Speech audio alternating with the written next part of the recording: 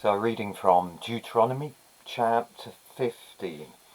At the end of every 7 years you must cancel debts. This is how it is to be done. Every creditor shall cancel the loan he has made to his fellow Israelites. He shall not require payment from his fellow Israelites or brother, because the Lord's time for cancelling debts has been proclaimed.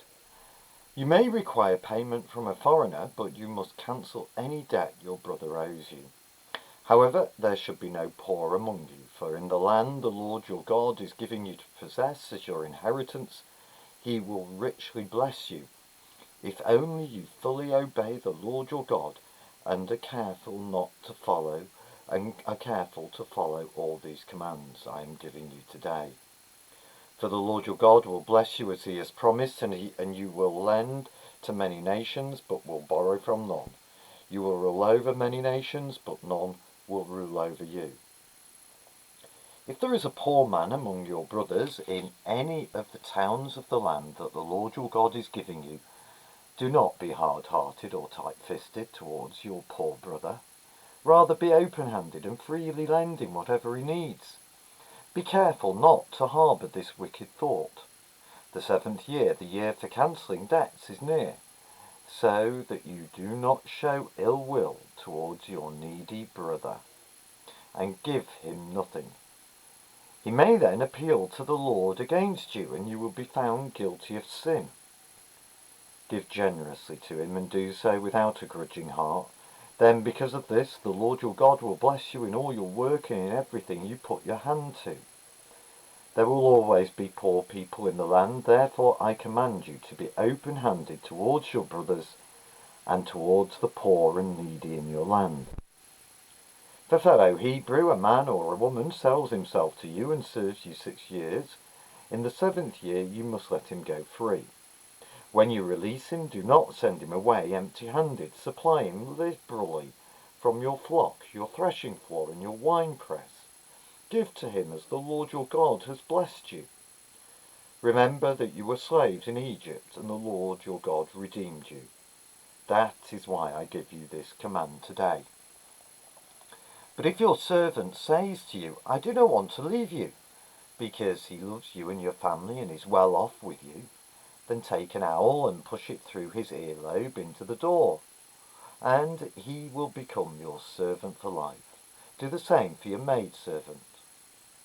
Do not consider it a hardship to set your servant free, because his service to you these 6 years has been worth twice as much as that of a hired hand. And the Lord your God will bless you in everything you do. Set apart for the Lord your God every firstborn male of your herds and flocks. Do not put the firstborn of your oxen to work, and do not shear the firstborn of your sheep. Each year you and your family are to eat them in the presence of the Lord your God at the place he will choose. If an animal has a defect, is lame or blind, or has any serious flaw, you must not sacrifice it to the Lord your God. You are to eat it in your own towns. Both the ceremonially unclean and the clean may eat it, as if it were a gazelle or deer. But you must not eat the blood. Pour it out on the ground like water. At the end of chapter 14, God has called on his people to make special provision for the foreigners, the orphans, the widows. Now he turns his attention to those who fall into debt, who are slaves. And the overall theme is that we are called to be generous. We are to model ourselves on God's action.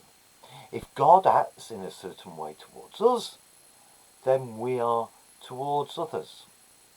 Verses 1 to 6 covers those who fall into debt. We're told that every 7 years all debts are to be cancelled. The debtor is to be fully released from his debt. The slate, if you like, is to be wiped clean. Why should the Israelites do this? And why should it be part of our attitude towards others?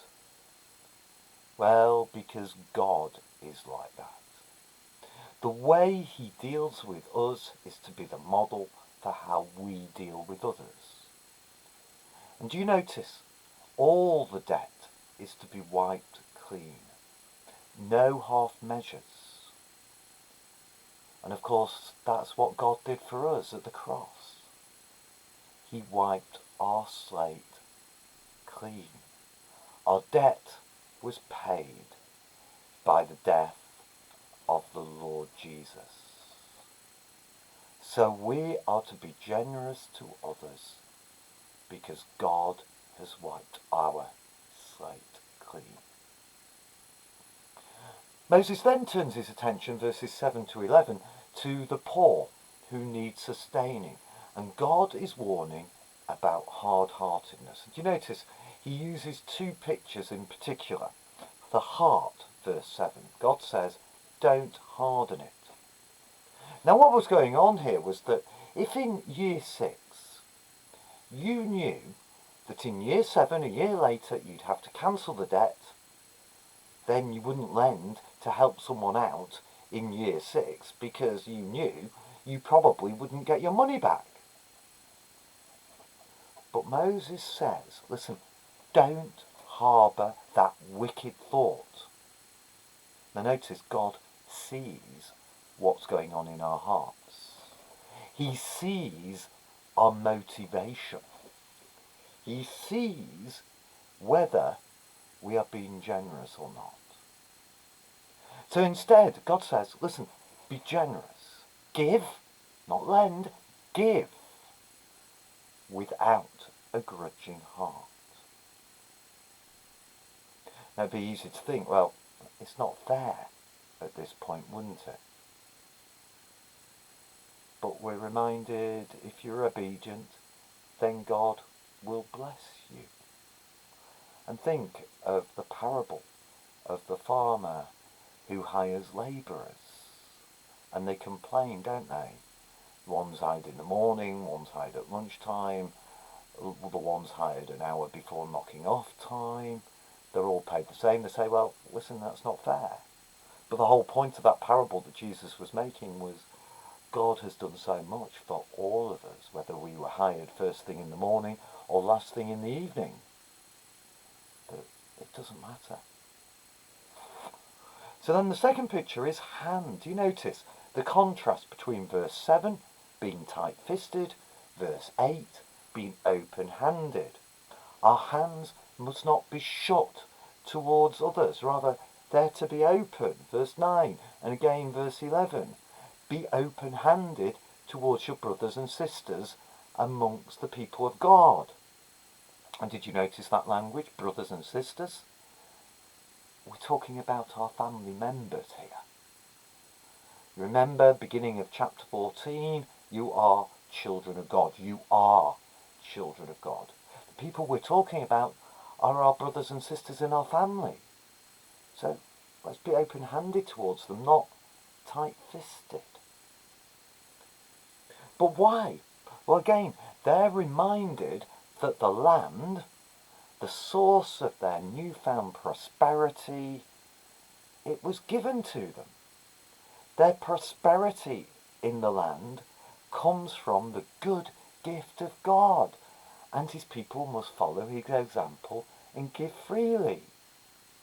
Again, a reminder, all that we have is a gift to us in the first place. And that we should show that same generosity of spirit to those around us. And again, notice verse 10. God promises his blessing to those who give generously. Now, that shouldn't be our motivation for being generous. It should be obedience. But we can be assured that no one will be the loser for looking out for the needy. And then again, we're warned, verse 11, aren't we, that there will always be those who need help. Now that's a contrast, I don't know whether you notice, with verse 4, which says, there will not be poor amongst you. But the words of Jesus, Matthew 24, verse 11, it says, the poor you will always have with you.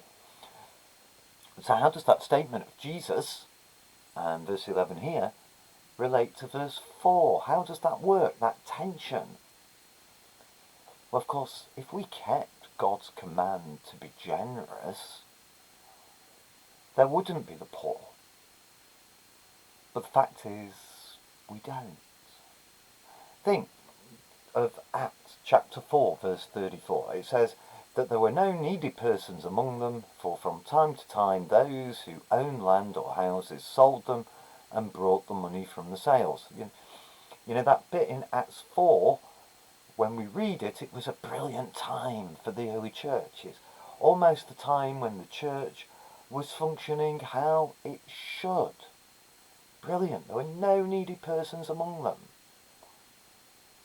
But what happens in the next chapter? You get the story of Ananias and Sapphira. Sin spoils. And I'm afraid that that means that in this world we will have to live with the tension of what ought to be and what is. So what ought to be is no poverty because we're obedient to God's command and we're generous. But because of sin, our own selfishness, it ain't going to be like that. So have a generous heart and care for those within the church.